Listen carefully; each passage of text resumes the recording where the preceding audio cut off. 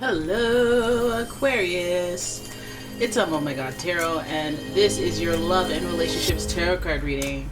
So we're gonna have a look at who we're talking about and then get into some details about your relationship and where it stands, or your special person. So let's have a look. I'm using the astrology reading cards, and here's your first card. This is the energy being brought forth. Boom, it's coming from Taurus, baby. Aquarius, you got Taurus energy. And so this is giving us a person who is, okay, well, let's read the card first. The energy around you shows the abundance of nature. It is rich, earthy, and productive, yet relaxed and slow. And so this person, very, very practical, very, very hardworking. They don't do the magic tricks. They're just like, it's just going to take some elbow grease.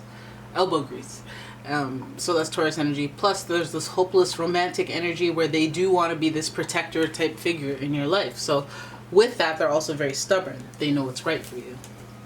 Okay, and your next card is Aquarius. It's Pisces. The energy is wistful, endlessly loving, compassionate, and forgiving. It confuses and softens resolve. So Pisces is another sign that is very emotional, very hopeless, romantic, centered. And so it's a coincidence that we pulled that with that Taurus energy and mentioning that because Taurus, the ruling planet for Taurus is Venus, which is the planet of luxury, which pleasure, beauty, or everything that gives you the feels through like stimulus through your like eyes or your senses, any of your senses essentially. And so it's that romance and that joyful type of feeling, like I don't know, it's like the pleasurable feelings in your life that are oriented around this sign because of Venus. But not only that, Venus does its best work in the sign Pisces. So there's a nice little feeling that works together with this person. They may be stubborn and hard on the outside, but they're ooey gooey lovey dovey on the inside. Okay. And your next card is Gemini. And this person may not have an issue professing their love or expressing themselves because they're good with their words. With Gemini, the energy is communicative, mischievous, lively, witty, and informative. Stimulating exchange is possible. So not only are they clever with their words, they're very persuasive, they're very crafty, they can talk themselves in and out of any situation. And you always leave with a sense of like, dang, they got me. Wait, what did I just agree to? Like, wait, what? How did they get away with that? You know? I'm telling you. So you have a very crafty, funny. They can be funny with this Gemini and Pisces energy. Gemini is ruling the twins, so they may be Dr. Jekyll, Mr. Hyde, Dr. Jekyll. I don't know. Like go from hot and cold, hot and cold. This person definitely is in love with love, so that could lead us down a little bit of a I'm hot and cold. I'm hot one day because I want to fall in love.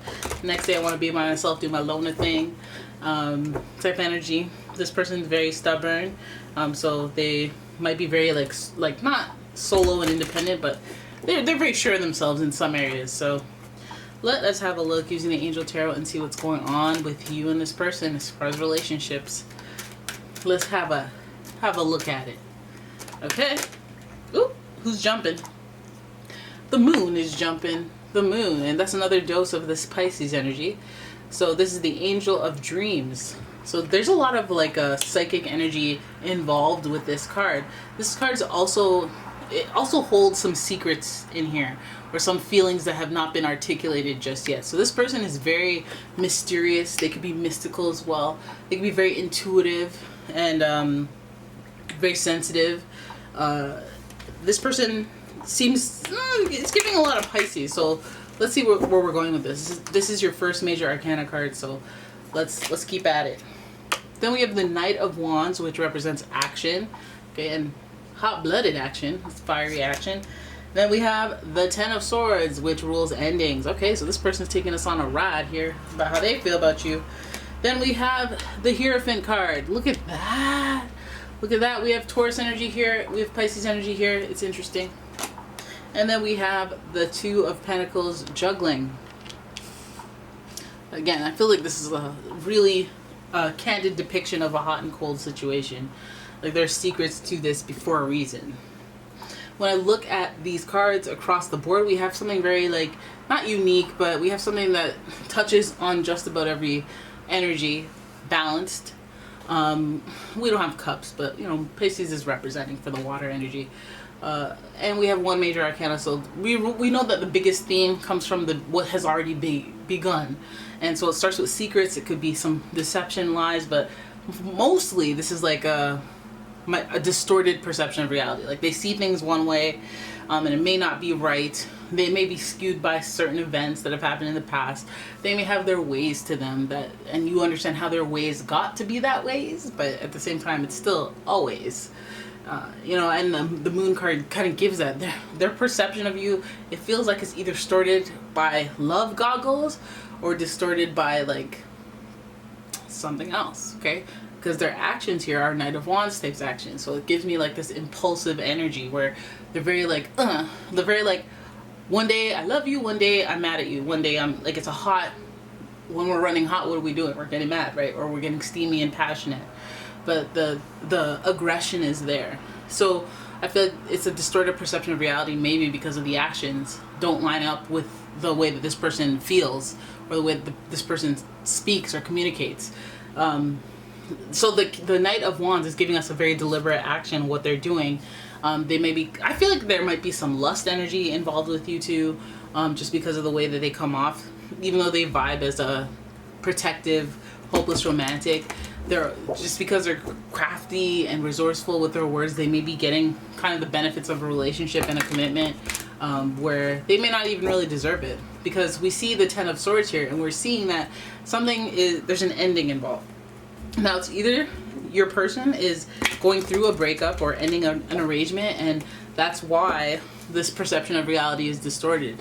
It might mean that this person, you know, they may have ended something and then they come to you and they're all happy and you're like, where's this joy coming from? Last time you screamed your face off at me and now you're all joyful, like what's going on?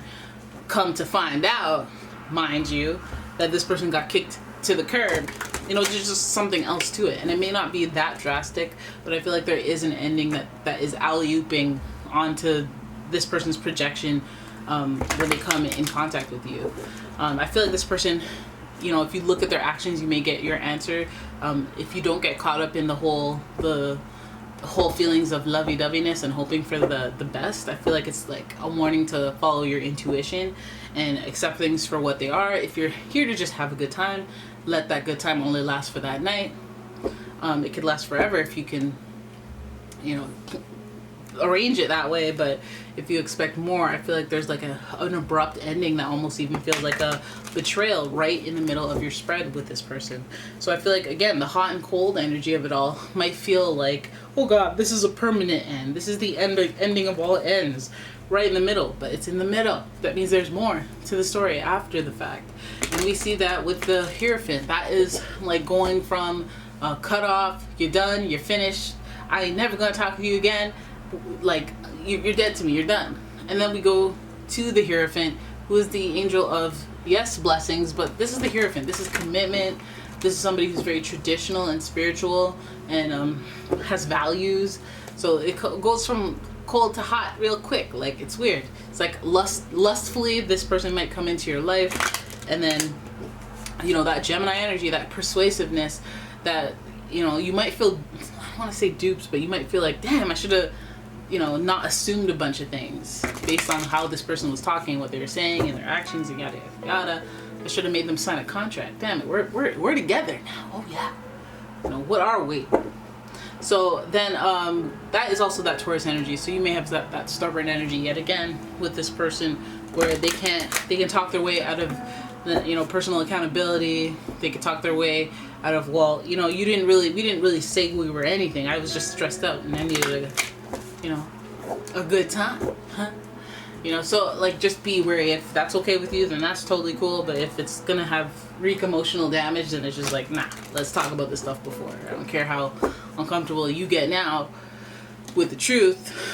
I'm gonna be uncomfortable if you're lying, and if I'm not perceiving the truth, because I think my perception of reality will be a bit distorted. It will be through the love goggle lens. So being clear with this person, you know, could be. Some of you want the fun, you want the lust. Some of you want it, so it's just like, you know, you can go for it if you want.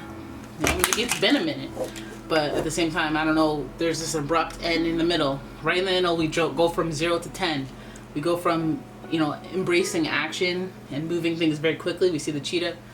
And then we go to an abrupt halt. So, you know, who knows what's going on there. All I know is that the Hierophant is associated with a commitment that is as serious as marriage, as serious as taking the relationship to the next level. But this person does have a relationship on their mind.